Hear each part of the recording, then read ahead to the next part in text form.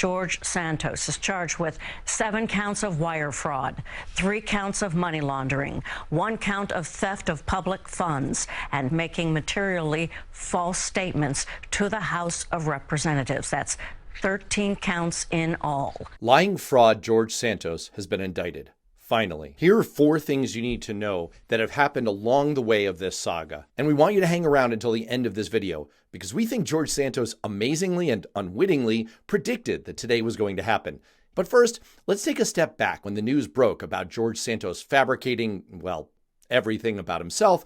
We had the Democratic congressman who used to represent George Santos's district on our podcast, Beyond Politics, to explain the 3 reasons that George Santos, despite being an obvious fraud, was able to con his way into Congress. The guy was a huckster. He is a huckster. He's a grifter. He perpetrated a fraud on the voters of the 3rd Congressional District, but he was able to get away with it for several reasons. One is Republican extremism. The Republican Party nominated a candidate based on his extremist view, based on his fidelity to Donald Trump, and without any consideration, without any due diligence as to whether this guy was basically fit for office. What qualifications did he have? The second problem, as you allude to, is the nature of opposition research. And you and I know a lot about this, don't we? Because we were victims of our own opposition research, and we did opposition research on the people who ran against us. In this case, the Democratic Congressional Campaign Committee did the opposition research, and they found some red flags. And they alerted the Democratic campaign, the candidate was Robert Zimmerman, to those red flags, which leads to the third and final deficiency in all of this, or malfunction. And that is when the red flags were raised with many in the local media, they responded with a sense of complacency. They responded by saying, this isn't a story. This guy's not going to win. This is a Democratic district. Biden would have won it by 8 points. And so we just don't have the bandwidth and the resources to investigate somebody who is going to be a non-entity on election night. Well, guess what happened? He won on election night based on this fraud and the exposés, the attention that his lies received came just too late. As a result, January 3rd, barring unforeseen circumstances, this huckster is going to be a member of the United States House of Representatives. The next thing we all found out was a really mysterious set of connections between George Santos and Russia, which I covered on Beyond Politics. Look up Andrew Intrater. There are 86 contributions that you find there of public record. They all go to Republicans. They all suddenly sprout in this time frame. Intrater, he is the major financial benefactor of George Santos.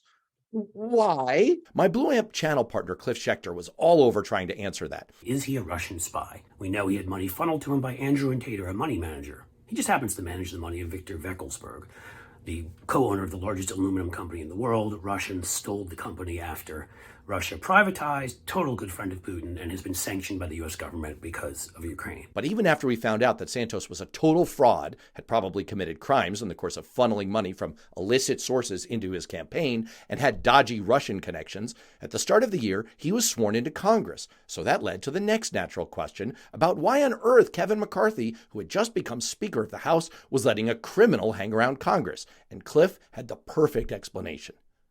But before we go any further, if you like what we're doing here, connecting the dots on serious topics with some analysis, insight, and humor, take a minute and please subscribe to the Blue Amp channel and share this video. We'd really appreciate it. What is George Santos still doing in Congress? They actually have him there for a very good reason. Kevin McCarthy owns George Santos.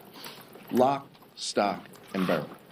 If George Santos wasn't seated, what would the math have been for Speaker McCarthy?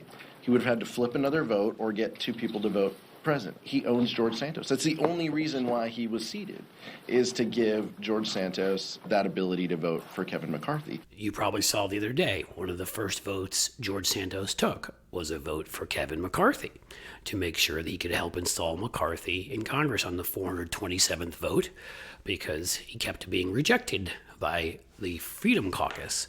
I think we would call him McCarthy's blood bag. I just need a top-up. There's no time! We take my blood bag. We take my blood bag and strap him to the Lancer's perch. And the reason why McCarthy will keep him there, as long as he has to, is exactly that reason. He is a vote for McCarthy. He is a vote for McCarthy's right-wing, crazy, white nationalist, kissing up agenda to keep the Freedom Caucus happy, to keep Kevin McCarthy in power. Congressman Richie Torres, a new Congressman Dan Goldman, literally took the ethics complaint directly to Santos's office the other day. As the ethics complaints and criminal investigations piled up, Santos started trying to hide, literally. Here's a clip that we captured here on Blue Amp of him running away from reporters. You're accused of fabricating almost every single part of your life. Why did you deserve to represent people from New York? Through the way. Did you illegally? Mr. Santos, there's some campaign finance concerns and questions about your finances. Really? Can you answer the campaign finance concerns? Personal space, please. A little personal space? Why won't you answer our questions, Congressman, you seem to be dodging the American questions people deserve about to your know finances answers? and about your background. Congressman, what about those new accusations? And his own fellow members of Congress started running away from him too. Here's Congressman Steve Cohen with me and former Congressman Hodes on the Beyond Politics podcast, explaining what the vibe was around Santos behind the scenes in the back rooms of Congress. Is Santos isolated? Is he weirder than the rest of them? What's it like being in a room with him? I walked in to vote on the Republican side, which sometimes I do, and there he was. And I thought, he's here. And so I turned to my left to avoid running into him. And I think he turned to his right. I didn't want to see him. I kept my eyes away from him. I didn't want to run into him. I didn't want to talk to him.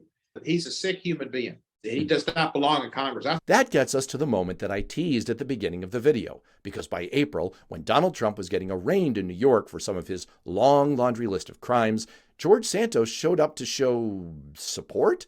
And in doing that, he not only said perhaps the stupidest thing that a politician has ever said, but he also sort of predicted what was coming for him. Congressman, is any president above the law? No. But is this DA going to start criminalizing criminals? Yes, George. The district attorney should criminalize criminals. That's what they do. They send criminals to jail. It's what should happen to Donald Trump. It's probably also what should happen to you. And it has. It's D-Day for a devious dimwit. Prosecutors filed charges in the Eastern District of New York. They include fraud, money laundering, theft of public funds, and making false statements. He's also faced heavy criticism for lying about his resume leading up to his election.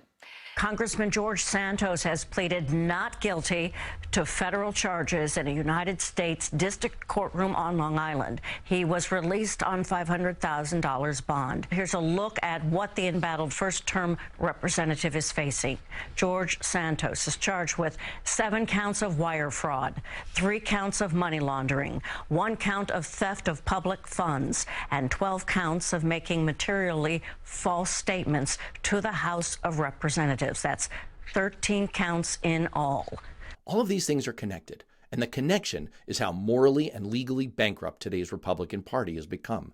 They stuck their heads in the sand and let a con man financed by illegal contributions and Russian oligarch money get into Congress, and then they protected him there so he could be a zombie vote for the most right-wing group ever to hold power in our government. Which is, of course, what they're doing overall as they continue to protect and promote Donald Trump, probably the greatest criminal to ever hold elected office in the United States. And it's true that people like Trump and Santos and their enablers in Congress are going to be able to grab hold of power for a while.